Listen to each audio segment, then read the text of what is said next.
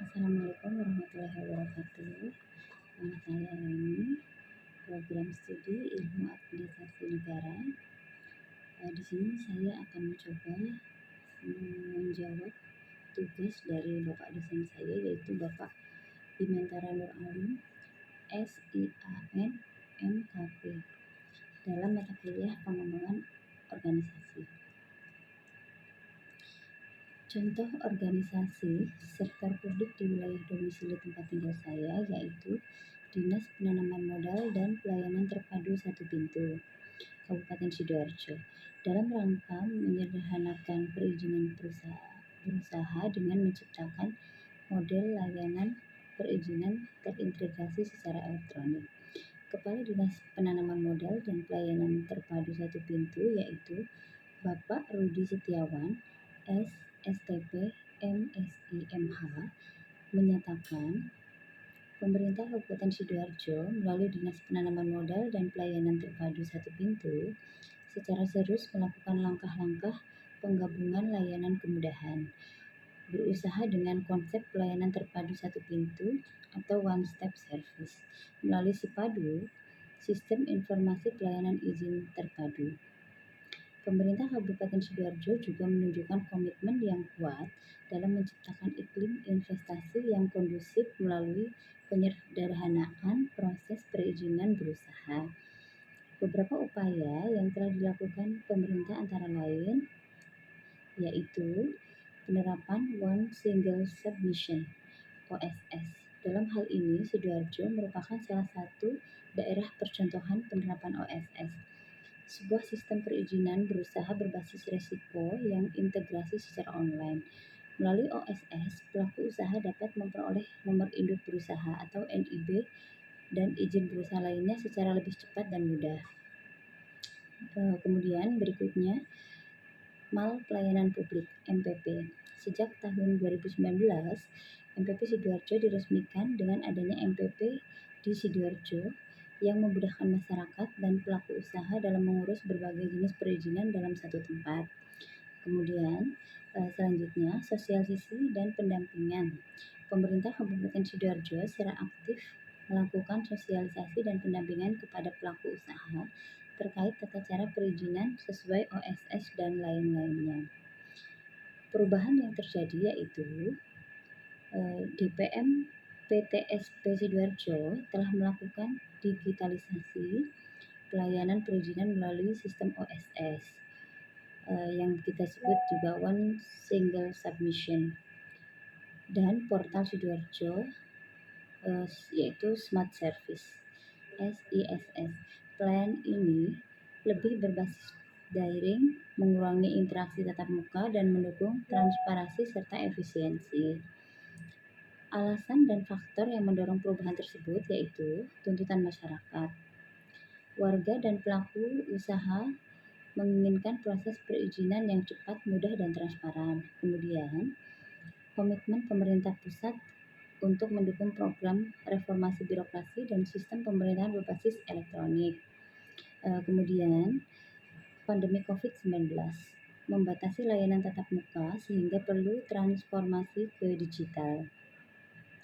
Faktor pendorong perubahan yaitu faktor eksternal, yaitu regulasi pemerintah pusat terkait perizinan berbasis resiko PP nomor 5 tahun 2021. Kemudian kompetisi antar daerah dalam menarik investasi. Kemudian juga tekanan dari masyarakat dan pelaku usaha untuk kemudahan layanan. Faktor internalnya adalah kebutuhan efisiensi operasional, lalu juga kesiapan infrastruktur teknologi dan SDM yang mungkin terlatih. Kemudian juga dukungan pimpinan daerah terhadap digitalisasi layanan. Kemudian model diagnosis yang cocok yaitu McKinsey 7 Farmbox. Model ini sesuai digunakan karena mendiagnosis organisasi dari berbagai aspek yang saling terkait, misalnya strategi, digitalisasi pelayanan publik, dan penyederhanaan proses perizinan. Kemudian juga kultur, penyesuaian struktur organisasi untuk mendukung layanan online. Kemudian juga sistem penerapan OSS dan portal SISS. Kemudian share values ya. Ini pelayanan prima dan profesionalisme. Kemudian style kepemimpinan yang terbuka pada inovasi. Kemudian juga staff pelatihan SDM dalam menggunakan aplikasi digital. Kemudian juga skill kemampuan teknik dan layanan publik berbasis IT. Model ini juga memberikan gambaran menyeluruh terhadap kesiapan dan kebutuhan perubahan, baik dari sisi struktural maupun kultural. Kemudian, model pengelolaan perubahan yang paling cocok yaitu Cutter Egg Step. Model ini sangat sesuai karena memberi arahan yang jelas untuk mengelola perubahan di birokrasi seperti di tempat saya. Yakni DPMP-TSP. Kemudian juga menciptakan urgensi, sosialisasi, pentingnya pelayanan cepat dan mudah.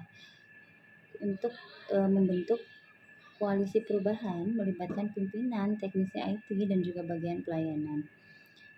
Kemudian mengembangkan visi dan strategi layanan cepat, digital, dan juga transparan. Mengkomunikasikan visi perubahan melalui media sosial, banner layanan, dan juga website. Memberdayakan pegawai, pelatihan, dan pemberian ruang berinovasi. Kemudian juga menghasilkan kemenangan kecil ya, layanan perizinan sederhana dalam 1 hari sudah selesai insya Allah. Kemudian juga mengkonsolidasikan hasil dan memperluas perubahan, evaluasi berkala sistem digital. Kemudian juga menjadikan perubahan sebagai budaya, integrasi OSS dan SISS sebagai standar pelayanan. Model tersebut sangat efektif kalau menurut kita semua ya, sangat efektif untuk mengelola resistensi perubahan di sektor publik dalam membangun budaya kerja baru, yaitu memperluas sistem online dan memperkecil sistem tatap muka. Demikian penjelasan tugas 1 dari saya. Mohon maaf apabila ada kurang lebihnya. Terima kasih kepada Bapak dosen, yaitu Bapak Bimantara Nur Alim, SIAN, MKP, yang selalu membimbing saya. Akhir kalam, wassalamualaikum warahmatullahi wabarakatuh.